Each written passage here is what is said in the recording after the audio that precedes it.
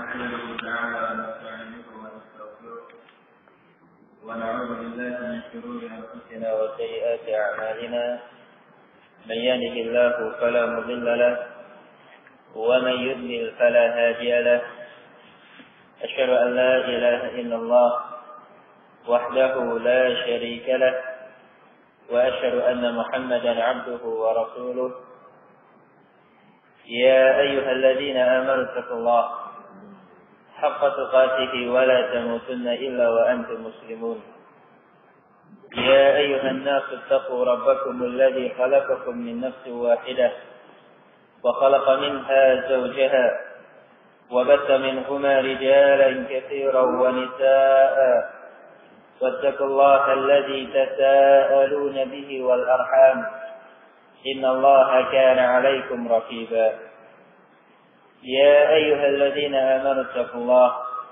وقولوا قولا سديدا يصلح لكم أعمالكم ويغفر لكم ذنوبكم ومن يطع الله ورسوله فقد فاز فوزا عظيما أما بعد فإن أصدق الحديث كتاب الله وخير الهدى هدى محمد صلى الله عليه وعلى آله وسلم وشر الأمور محدثاتها فإن كل محدثة بدعة وكل بدعة ضلالة وكل ضلالة في النار أعاذني الله وإياكم من النار.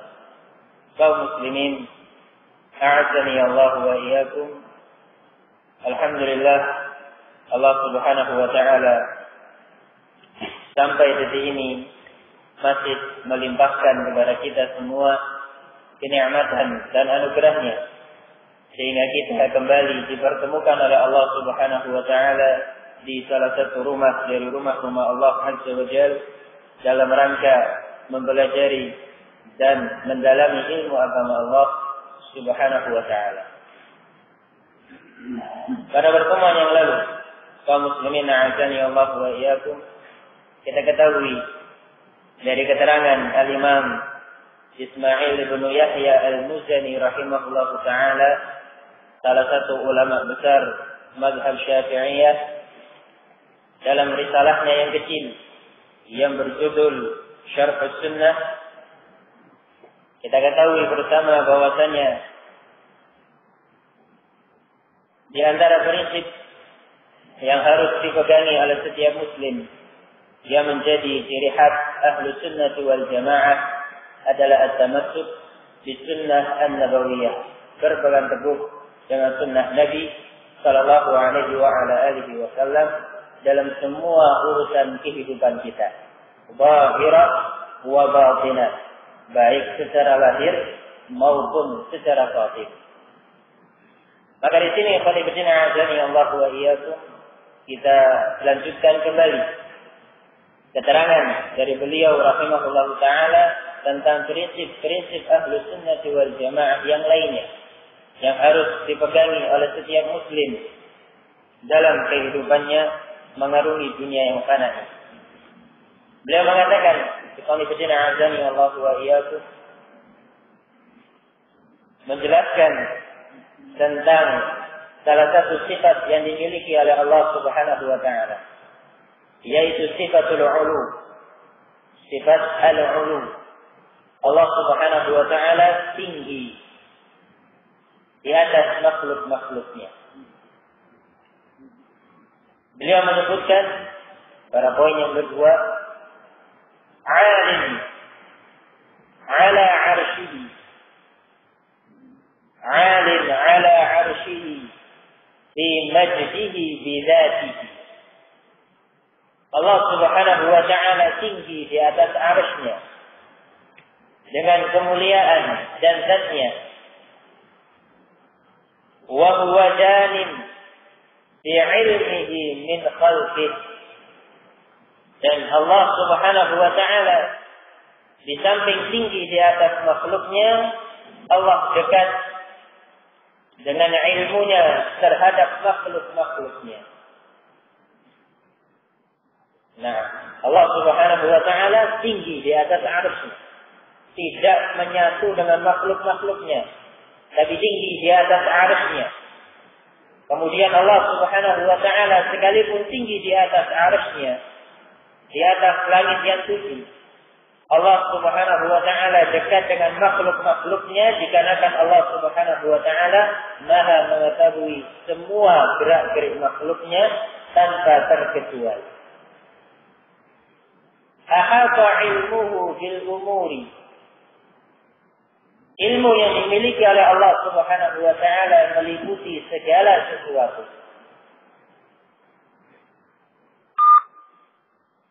Wa anfada fi khalqihi sabiqul maqduri. Dan Allah Subhanahu wa taala memberikan kepada makhluk-makhluknya takdir yang telah ditentukan. Segala sesuatu yang ada pada makhluknya telah ditentukan oleh Allah Subhanahu wa taala. Wa huwal Jawwadul Ghafur. Dan dialah Allah Subhanahu wa taala Maha Dermawan lagi Maha Pengampun. Di sini kaum muslimin a'azani Allah wa iyyakum, al-muallif Al-Imam Al-Muzani rahimahullah membawakan sifat al-ulu pada poin yang kedua, prinsip yang dimiliki oleh ahli sunnah wal jamaah. Mereka meyakini Allah Subhanahu wa taala tinggi di atas makhluk-makhluknya. Di antara dalil yang menunjukkan sifat tersebut disebutkan di dalam Al-Qur'anul Karim dalam surat Fatir ayat yang ke-10. Allah Subhanahu wa taala berfirman, "Ilaihi yas'adul kalimut thayyib." Kepada Allah Subhanahu wa taala naik al-kalimut thayyib, ucapan-ucapan yang baik. Wal 'amalus shalihu yarfa'u. Begitu pula amalan-amalan yang saleh akan dibawa naik oleh malaikat-malaikatnya. Tentunya yang namanya naik itu dari yang rendah menuju kepada tempat yang lebih tinggi. Menunjukkan Allah Subhanahu wa taala tinggi di atas arsy. Dalil yang berikutnya tersebut dalam surat An-Nahl ayat yang ke-50. Allah Subhanahu wa taala mensifati makhluknya yang bernama para malaikat. Kata Allah Subhanahu wa taala, "Yaqafuna rabbahum min fawqihim wa yaf'aluna ma yu'marun." Mereka para malaikat takut kepada Allah Subhanahu wa taala min fawqihim, yang ada di atas mereka. Semuanya tahu kalau malaikat tempatnya di langit. Ya. Kemudian diterangkan dalam ayat tadi, para malaikat yang ada di langit takut kepada Allah Subhanahu wa taala min fawqihim, yang ada di atas mereka. Wa yaf'aluna ma yu'marun. Dan malaikat tadi senantiasa menjalankan semua perintah-perintah Allah Subhanahu wa taala. Nah, dalil yang tegas bukan ibtina azani Allah wa iyyakum bahwasanya Allah Subhanahu wa taala tinggi di atas makhluk-makhluknya.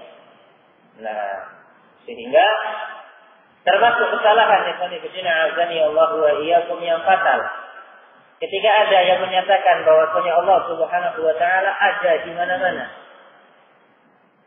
Ya. Terbukti Allah Subhanahu wa taala menjelaskan langsung di dalam Al-Qur'anul Karim, salah satunya pada dua ayat yang kita bawakan. Dalam surat Fatir ayat yang ke-10, kemudian dalam surat An-Nahl ayat yang ke-50, menunjukkan bahwasanya Allah Subhanahu wa taala ada di atas arsy-Nya. Tinggi di atas arsy-Nya. Baik. Walaupun demikian, diterangkan oleh al-muallif rahimahullah, wa huwa janin bi ilmihi min khalqihi. Allah Subhanahu wa taala dekat dengan makhluknya karena Allah Maha mengetahui semua gerak-gerik mereka. Hal ini ikhwanifidina azani Allah wa iyyakum ditegaskan oleh Allah Subhanahu wa taala di dalam surat Qaf ayat yang ke-16. Allah Subhanahu wa taala berfirman, وَلَقَدْ خَلَقْنَا الْإِنسَانَ وَنَعْلَمُ مَا تُوَسْوِسُ بِهِ نَفْسُهُ. Sungguh kami telah menciptakan bangsa manusia. Wa na'lamu ma tuwaswisu bihi nafsuh. Dan kami tahu apa yang dibicarakan, dibisikkan dalam hatinya. Ucapan hatinya diketahui oleh Allah Subhanahu wa taala sebelum terucap di lisannya. Ya.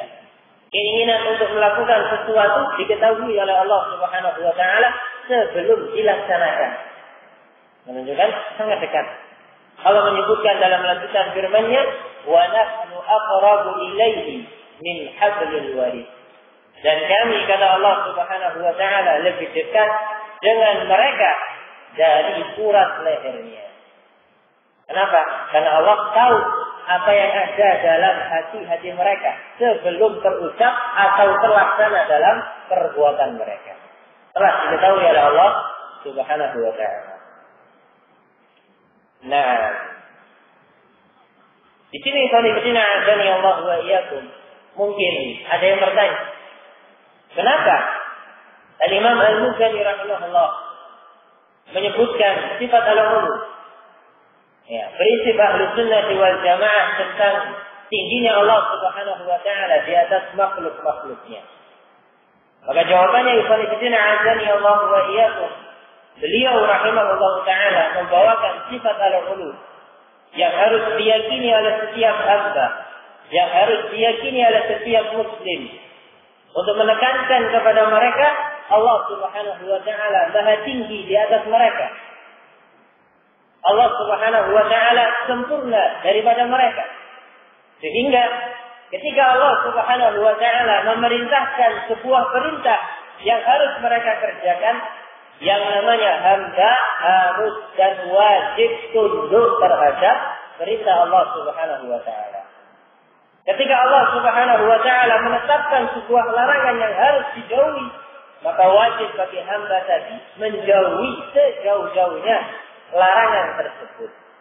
Dan hal itu khonifina azani Allah wa iyyakum lebih mudah dilaksanakan oleh seorang hamba ketika dia yakin seyakin-yakinnya Allah punya sifat al-ulu.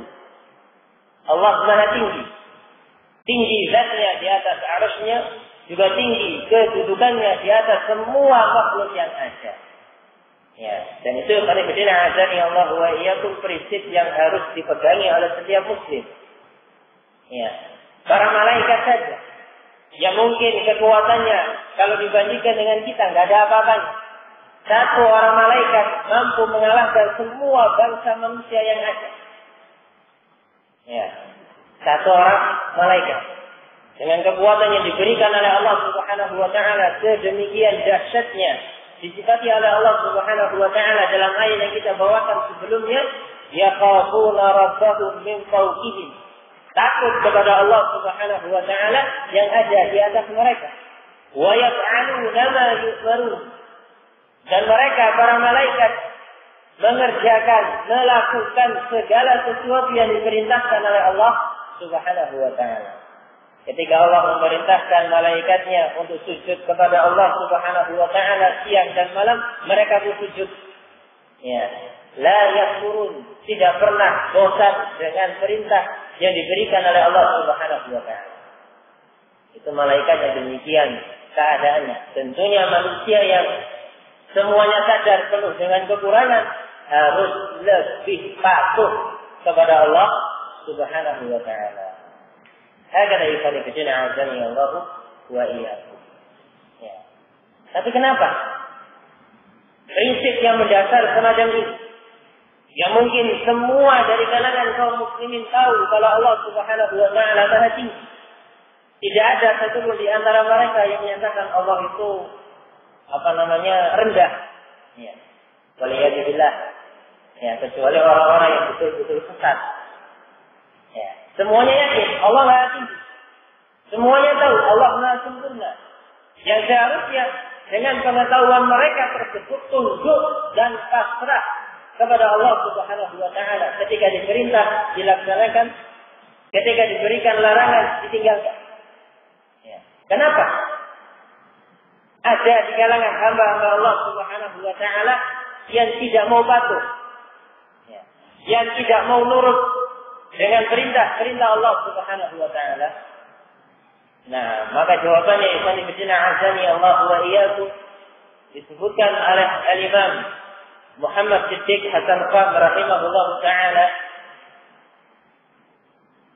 Beliau menyebutkan wa inna ma ya'riful haqqa man jama'a khamsata awqatin.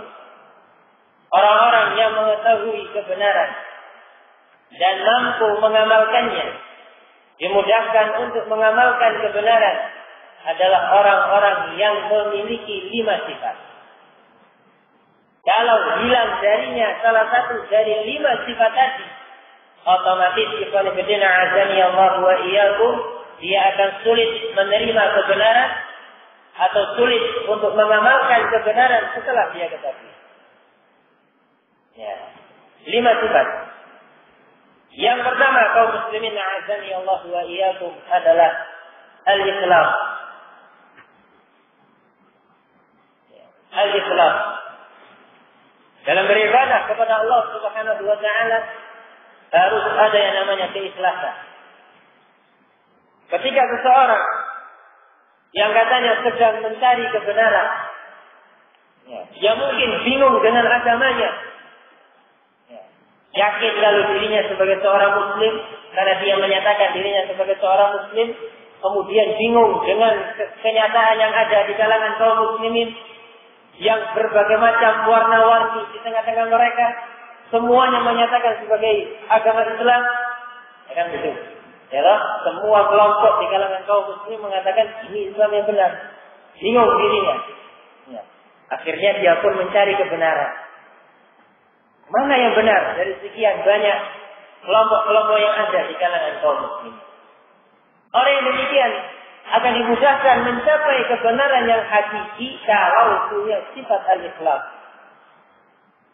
Dia mencari kebenaran tadi, mencari mana yang hak dari semua kelompok-kelompok yang ada. Kalau ada dalam dirinya keikhlasan, betul-betul ikhlas karena Allah Subhanahu wa taala, bukan karena tendensi tertentu. Ya. Kalau yang dia cari hal-hal yang sesuai dengan hawa nafsunya saja, yang satu cari yang sesuai dengan perasaannya, ini enak, gak keras. Ya. Kalau yang satunya itu terlalu keras, saya tipenya bukan orang yang suka dengan kekerasan. Ya, cari yang lembut-lembut saja. Ya. Kalau bahas kajiannya tenang-tenang saja, yang damai. Ya, jangan yang bikin panas telinganya orang. Baik, ya toh? Nah, satunya lagi, Sani Bidina Azani Allah wa iyyakum, yang dia cari bukan keridhaan Allah Subhanahu wa taala, tapi yang dicari tatap ruhab. Mana yang paling gampang? Oh, itu kelompok yang paling enak itu. Hah? Kenapa? Kalau hari raya duluin terus. Ya, duluin terus. Belum ada kelompok-kelompok Islam yang melakukan hari raya, bahkan pemerintah belum menentukan kapan hari rayanya, duluan. Enak lagi. Puasanya duluan, selesainya juga duluan. Nah, kalau demikian ikhwan fillah azani Allah wa iyyakum, yang ada dalam hatinya, ya, tidak bakal dimudahkan oleh Allah Subhanahu wa taala mendapatkan al-haq yang dia inginkan. Karena bukan kebenaran yang sebenarnya dia inginkan, tapi sekedar mengikuti hawa nafsu. Ya. Nah, ini yang pertama, sifat al-ikhlas. Yang kedua, ikhwan fillah azani Allah wa iyyakum, al-fahmu. Berusaha memahami keterangan dari Allah dan Rasulnya sallallahu alaihi wa ala alihi wasallam. Ya. Ketika seseorang misalkan yang katanya sedang mencari kebenaran, kemudian terdengar ada kajian yang katanya sebagai kajian salah, ya, yang katanya sumber rujukannya dari Alkitab wa Sunnah dengan pemahaman salafus saleh. Nah, ini kayaknya menarik, lain daripada yang lain. Tertarik hatinya ikhwan fillah azani Allah wa iyyakum, datang ke majelis tadi, ya, harus punya al-fahmu, Ketika hadir di majelis, hadir di kajian tersebut, ikhwani fillah azani Allah wa iyyakum, berusaha memahami apa yang disampaikan dari permasalahan ilmu. Ya.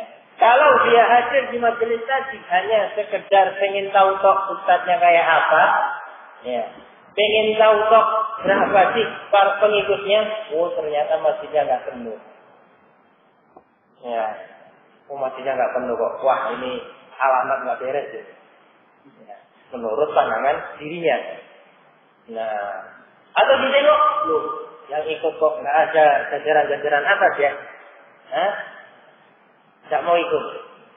Bukan dikarenakan ingin mengetahui apa yang disampaikan. Ya. Nah, atau yang lebih parah datang untuk tidur. Wallahu musta'an wa alaihi dzikr. Maka tak bakal dapat. Ya, disuliskan oleh Allah Subhanahu wa taala untuk mendapatkan kebenaran yang dia cari. Sehingga harus ada al-fahm. Kemudian yang ketiga, ikhwan fillah azani Allah wa iyyakum, al-insaf. Ya, al-insaf. Maknanya adalah mampu bersikap adil terhadap dirinya dan orang lain. Apa maksudnya adil di sini? Maksudnya ikhwan fillah azani Allah wa iyyakum, ketika dia mengetahui apa yang selama ini dia lakukan salah, keliru, berseberangan dengan keterangan yang datang dari Allah dan Rasulnya Sallallahu Alaihi Wasallam, dia siap untuk meninggalkan. Dan dia dengan gentle mengatakan salah, harus rujuk kembali kepada bimbingan yang benar yang datang dari Allah dan Rasulnya Sallallahu Alaihi Wasallam yang tersebut di dalam Alkitab was Sunnah an-Nabawiyah. Nah, ketika tahu, ternyata yang selama ini saya yakini salah. Ya, ternyata yang selama ini diajarkan oleh guru-guru saya, oleh ustaz-ustaz saya keliru.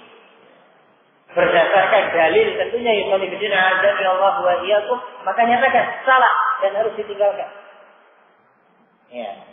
Nah, kalau hal ini hilang dari seorang hamba, mungkin dia punya keikhlasan, kemudian dia datang disertai dengan sifat yang kedua, al-fahmu, berusaha memahami, dan dia paham, tapi tidak memiliki sifat yang ketiga, gak insaf, gak bisa mengatakan dirinya di atas kesalahan, atau kelompok, atau mazhab yang selama ini dia anut salah, maka sangat sulit baginya yang azani Allah wa iyyakum untuk menemukan kebenaran yang hakiki yang dia cari. Ya, bagaimana bisa mendapatkan kebenaran kalau hilang darinya sifat al-insaf? Kalau hilang darinya sifat al-insaf, yang ada yang azani Allah wa iyyakum sifat at-ta'assub, fanatisme golongan. Ya, sudah kadung lahir dan besar sampai tua di sebuah mazhab atau kelompok tertentu, sulit untuk mengatakan kelompok ini salah. Ya. Masa salah ini loh, ajaran yang sudah saya dapatkan dari nenek moyang saya, ya, ayah saya, kakek saya, semua keluarga saya demikian keadaan. Masa salah? Ya. Masa salah? Kalau mereka mengatakan misi dan visinya mengembalikan ajaran Islam sesuai dengan sumbernya yang murni, Alkitab dan Sunnah. Masa keliru? Nah, agar dari penelitian ajaran Allah harus ada sifat yang ketiga, al-insaf. Kemudian sifat yang keempat, yang mana sifat yang keempat ini, penelitian azani Allah wa iyyakum, mulai langka dijumpai di kalangan hamba-hamba Allah Subhanahu wa taala. Ya. Yaitu al-hirsu ala ma'rifatil haqq wa syiddatud da'wah ila dzalik. Semangat untuk mencari kebenaran dan menyebarkan kebenaran tadi di tengah-tengah kaum muslimin.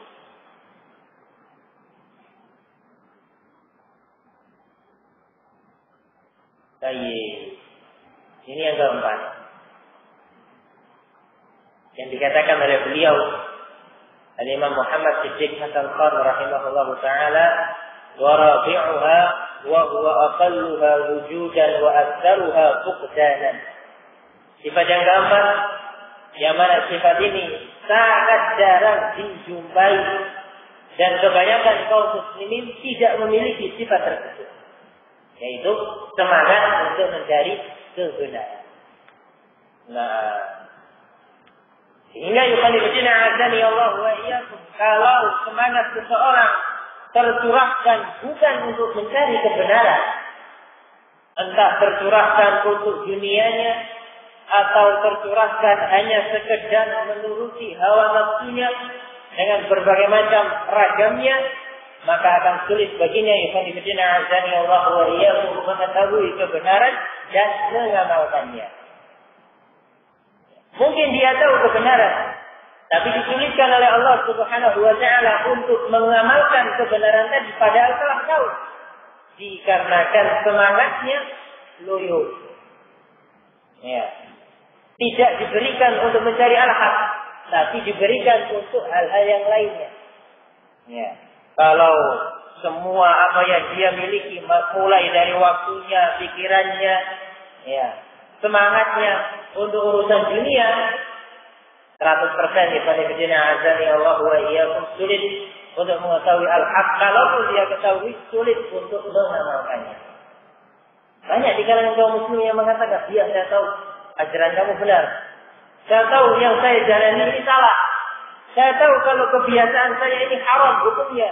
Tapi mau bagaimana lagi?" Ya, mau bagaimana lagi? Kata-kata mau bagaimana lagi? Dikarenakan ikhwan azani Allah wa iyyakum, semangatnya mengamalkan dan mencari kebenaran loyo. Ya. Tidak ada semangatnya barangkali ikhwan azani Allah wa iyyakum. Tapi kalau urusan dunia, Masya Allah, on fire semangatnya. Ya, mau 24 jam non-stop, kuat. Ya, kuat. Bahkan rela melakukan terapi-terapi yang mungkin menyebabkan dia fit setiap hari untuk dunia. Tapi giliran diminta untuk hadir ke majelis ilmu yang sejatinya ikhwan azani Allah wa iyyakum adalah taman-taman surga yang ada di dunia, yang mana Allah Subhanahu wa taala memuji peserta majelis ilmu tadi dan membanggakannya di hadapan para malaikat yang ada di langit. Ya, malamnya Masya Allah banyak alasan. Ya, nah, hakada ikhwan azani Allah wa iyyakum. Gak usah jauh-jauh masalah kajian ini. Ya. Pelaksanaan salat 5 waktu. Kebanyakan kaum muslimin yang azani Allah wa iyyakum bolong-bolong dalam pelaksanaan salat 5 waktu. Lebih berat dengan pekerjaannya daripada salat 5 waktu. Sampai rela menunda pelaksanaan salat 5 waktu di akhir waktunya gara-gara masalah pekerjaan. Padahal bisa diakali dan bisa dia tinggalkan. Nah, ketika datang waktu subuh, wah, lagi asyik-asyiknya tidur. Ya, sulit untuk bangun. Tunggu sampai dibangunkan oleh matahari. Nah, bangun. Ketika sholat zuhur, lagi asyik-asyiknya kerja. Ya, tanggung ini kalau mau ditinggalkan. Nah, nantilah agak sujud dikit. Sampai menjelang asar baru dilaksanakan sholat zuhur. Itu pun kalau sholat. Ya. Nah, pas waktu asar capek. Ya, nantilah belum mandi dan semisalnya ditinggal main poli. Sampai menjelang maghrib baru sholat asar. Itu pun kalau sholat. Kalau maghrib kebanyakannya semangat. Ya. Selesai sholat maghrib, perjalanan pulang ke rumah, nyangkruk di warung, buka sholat isya. Ya. Hakada yusallimuddin azani Allah wa iyyakum. Sholat 5 waktu. Yang semuanya yakinnya hukumnya wajib. Ya, hukumnya wajib. Banyak di kalangan kaum muslimin yang sulit mengamalkannya. Kenapa? Salah satu sebabnya nggak ada semangat untuk mencari al-haq dan mengamalkan.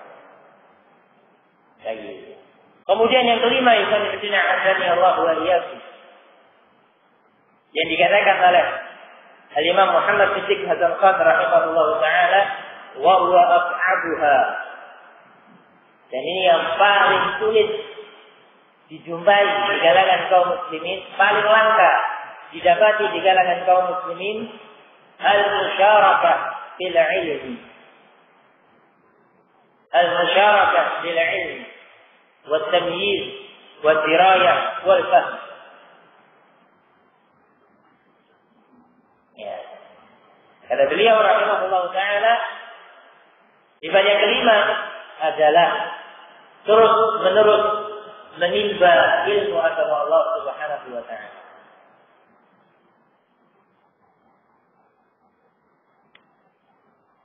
Nah, agak dari azani Allah wa iyyakum. Nah, ini yang sulit.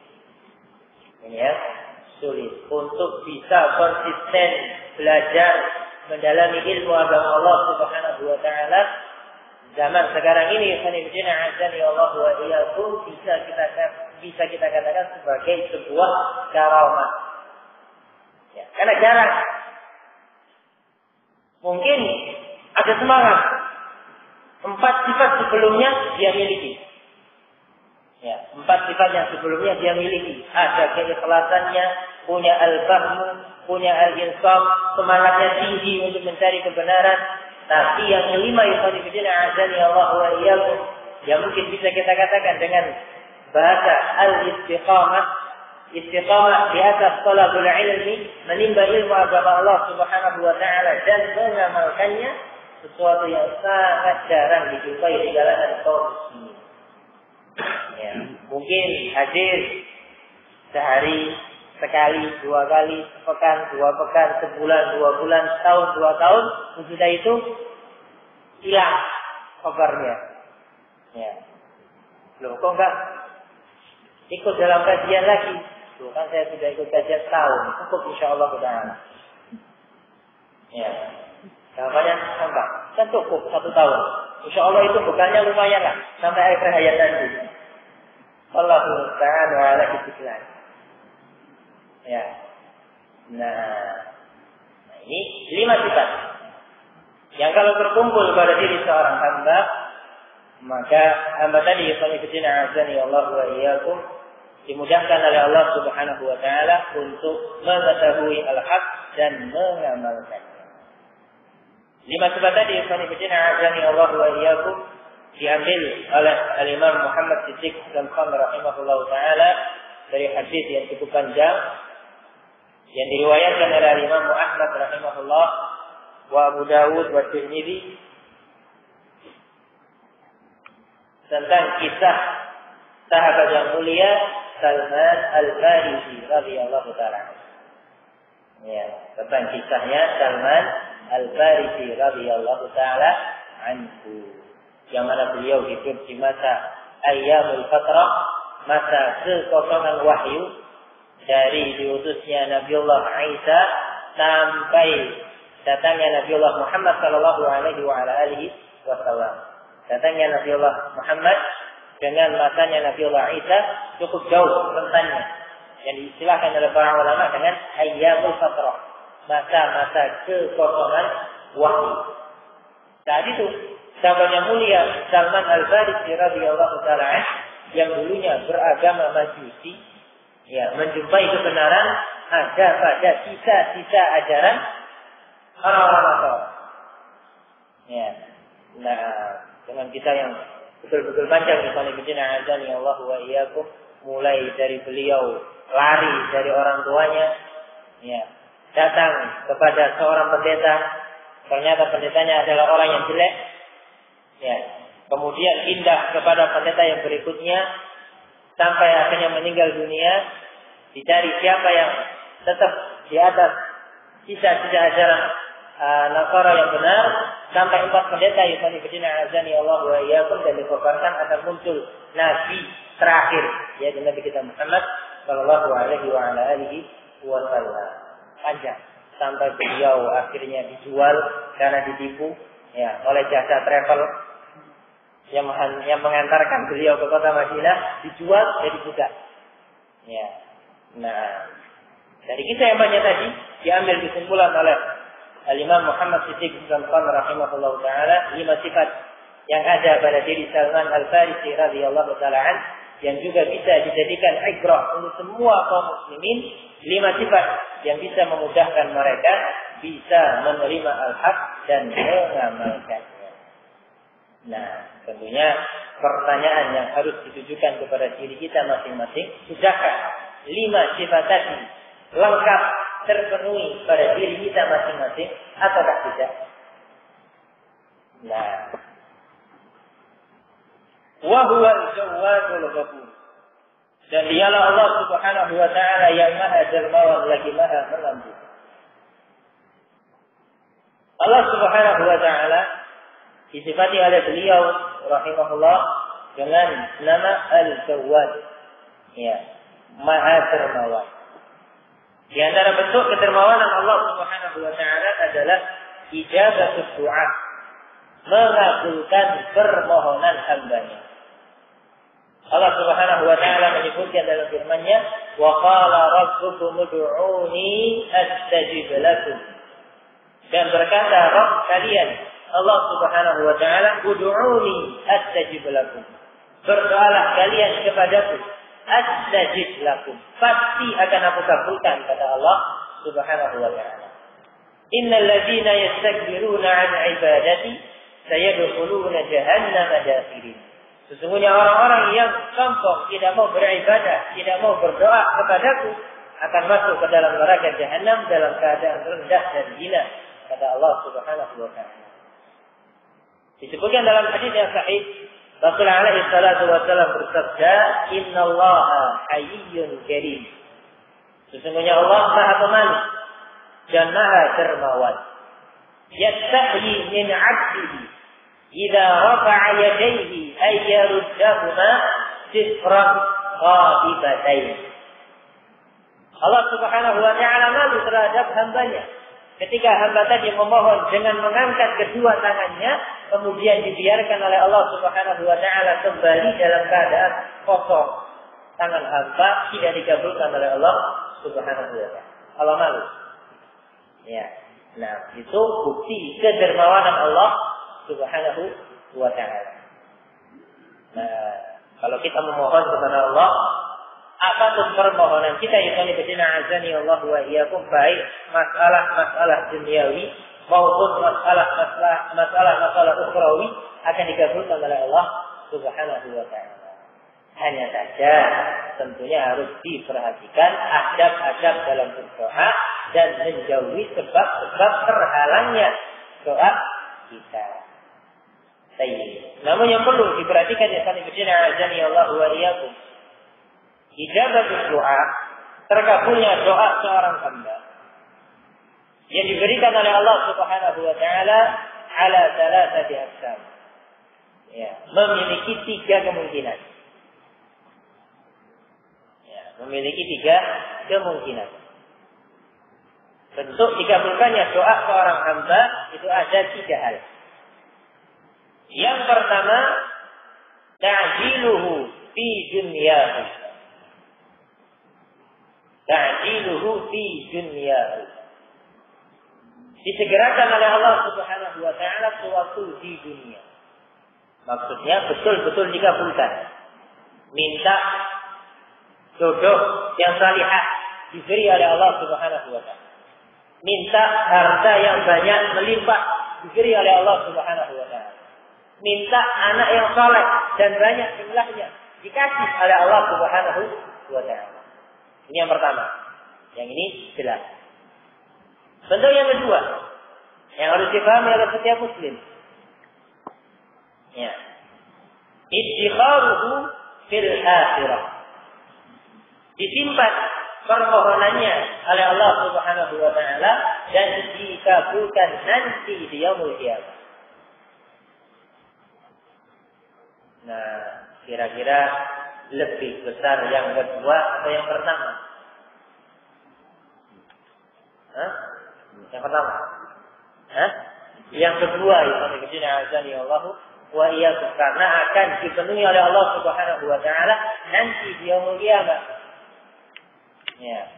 Itu jelas enggak ada apa-apanya dengan dunia seisinya.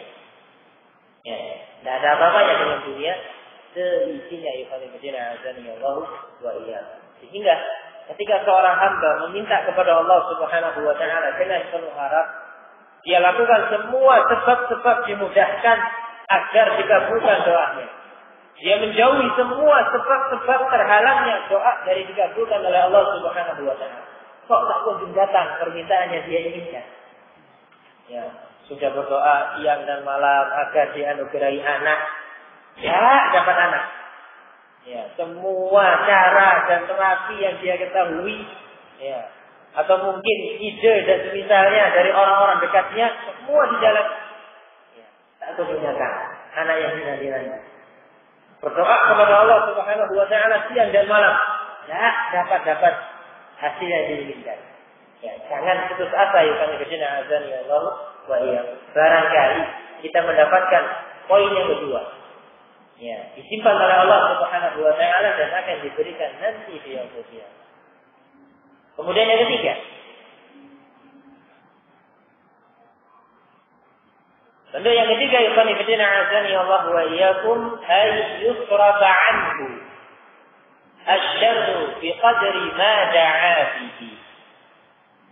Dihindarkan oleh Allah Subhanahu wa taala dari kejelekan sesuai dengan permohonan yang dia panjatkan kepada Allah Subhanahu wa taala.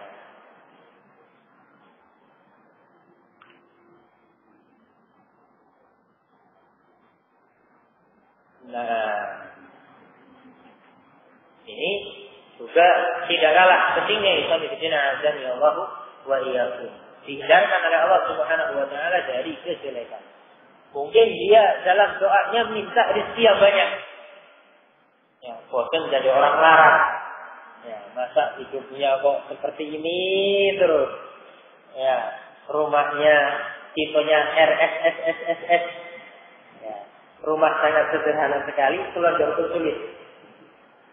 Ya, betul-betul kecil rumahnya, keluarga pun sulit. Bosan dengan keadaannya yang saat ini diharapkan. Berdoa kepada Allah Subhanahu wa taala minta kelapangan rezeki. Ya, tahun belum ada perubahan. 2 tahun, 3 tahun, 10 tahun, 15 tahun, ya, tidak ada perubahan.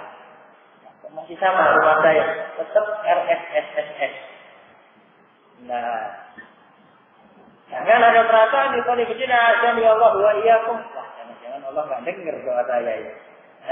Salah. Ya. Mungkin hamba yang demikian dapat poin yang ketiga. Karena Allah Maha tahu. Siapa tahu ketika Allah Subhanahu wa taala membukakan harta untuk orang tersebut malah lalai dari mentaati Allah Subhanahu wa taala. Ya. Dia dengan keadaan yang serba melarat semacam itu tetap terjaga keutuhan agamanya. Menjadi orang yang taat beribadah kepada Allah Subhanahu wa taala, terhindar dari bahaya syahwat dan syubhat. Menjadi seorang ahli sunnah wal jamaah haqqan yang sejati. Ya, semangat dalam mengamalkan sunnah. Dan diberi oleh Allah Subhanahu wa taala harta untuk dihindarkan dari bahaya yang semacam itu.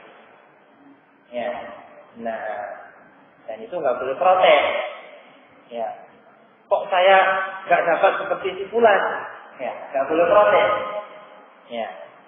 Wallahu ya'lamu wa antum la ta'lamun, kata Allah Subhanahu wa taala. Allah yang Maha tahu, sementara kalian wahai umat manusia tidak mengetahui. Ya. Nah, Allah menyebutkan dalam firman-Nya tadi, wa 'asa an takrahu syai'a wa huwa khairul lakum. Bisa jadi kalian membenci sesuatu dalam keadaan sesuatu yang kalian benci tadi adalah kebaikan untuk kalian. Nah, itu salah satu bentuk kedermawanan Allah Subhanahu wa ta'ala. Enggak ada ruginya setelah berdoa kepada Allah Subhanahu wa ta'ala. Justru ketika hamba tidak mau berdoa kepada Allah Subhanahu wa ta'ala, Allah murka dengan hamba tersebut. Nah, Al-Ghafur, Allah Maha Pengampun. Nah, Allah Subhanahu wa ta'ala menyebutkan di dalam surat Az-Zumar sebagai contoh bagi kita semua bahwasanya Allah Subhanahu wa ta'ala betul-betul Maha Pengampun. Ikhwani fillah azani Allah wa iyyakum. Allah berfirman, "Qul ya ibadiyalladzina asrafu ala anfusihim." Katakan wahai Nabi alaihi salatu wassalam, wahai hamba-hambaku yang menzalimi dirinya sendiri. La taqnatu min rahmatillah. Janganlah kalian berputus asa dari rahmat Allah Subhanahu wa ta'ala. Innallaha yaghfiru dzunuba jami'a. Sesungguhnya Allah Subhanahu wa ta'ala Maha mengampuni semua dosa. Sebesar apapun dosa hamba tadi, kalau bertobat kepada Allah Subhanahu wa ta'ala, akan diampuni oleh Allah Subhanahu wa ta'ala. Nah, wa ya'lamu kha'inatal a'yun wa ma tukhfi as-sudur. Allah Subhanahu wa ta'ala mengetahui khianat yang dilakukan oleh mata hamba-hambanya. Khianat mata dalam bentuk melihat kepada segala sesuatu yang diharamkan oleh Allah Subhanahu wa ta'ala. An-nazar ila al-ajnabiyyah, melihat kepada wanita yang bukan mahram. Ya. Nah, walaupun dalam bentuk lirikan. Ya, tahu kalau hukumnya haram, pas kebetulan ada bersama dengan teman-temannya, ya, ada yang lewat, lirik, suri pandang. Ya mungkin semua kawan-kawannya tadi nggak ada yang tahu. Ya, nampaknya Masya Allah si fulan ini kok dari tadi tunduk terus kepalanya, padahal ada yang lewat. Ya, nah, nggak tahunya dia punya cara yang lebih canggih dari caranya mereka. Ya, nah, nunduk ternyata ada cermin di bawahnya. Ya, nah, atau melihat kepada kaca, ya, yang kebetulan bisa melihat orang yang lewat tadi, kan gitu ya. Nah, Allahu musta'an wa alaihi tawakal. Teman-temannya yang ada di sampingnya tidak tahu, tapi Allah Subhanahu wa ta'ala yang ada di atas arusnya mengetahui khianat mata hamba. Wa ma tukhfi sudur, dan apa yang disembunyikan dalam dada-dada mereka. Ya, diketahui oleh Allah Subhanahu wa ta'ala. Baik niatan-niatan yang jelek maupun niatan-niatan untuk berbuat baik, semuanya diketahui oleh Allah Subhanahu wa ta'ala. Dari sini kami azani Allah wa iyyakum